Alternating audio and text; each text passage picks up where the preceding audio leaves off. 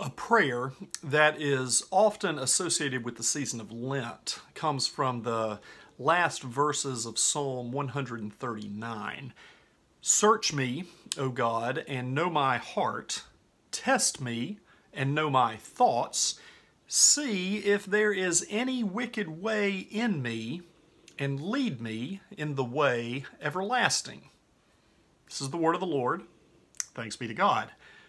What makes this prayer so powerful is that it demonstrates that from the biblical perspective, there is no separation between the inward journey and the outward journey. There is no cutoff between our inward spiritual lives and our outward lives in the world. There may be a rhythm between our lives of prayer and our lives of action, just as there is a rhythm between our breathing in and our breathing out, but there is no cutoff between them. And this is something that our world and too often the church gets mixed up. So we divide ourselves between doers and thinkers, between activist-oriented Christians and contemplative-oriented Christians, and then both can look down their noses at the other and think that the other has gone so off course. But in the biblical perspective, there is no spiritual life over here and activist life over here. There is only life. There is only the path, the way.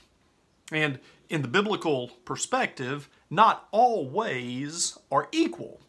In Psalm 139, for example, there is a wicked way which the psalmist wants God to expose from inside of the person, and there is an everlasting way which the psalmist wants God to lead them along.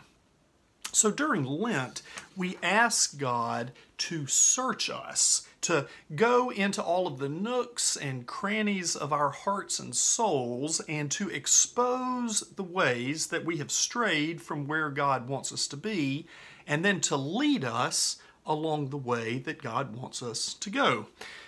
Part of the challenge with this Lenten practice is that we've all got blind spots, and those blind spots can make it hard for us to actually see the things that God may be trying to get us to see. My wife Laura has observed that this is why it is so important for us to be in community with other people as we do this, including with people who have suffered from wicked ways in the world. If we're not part of that kind of community in some way, then we may be able to avoid recognizing our part in the wickedness of the world.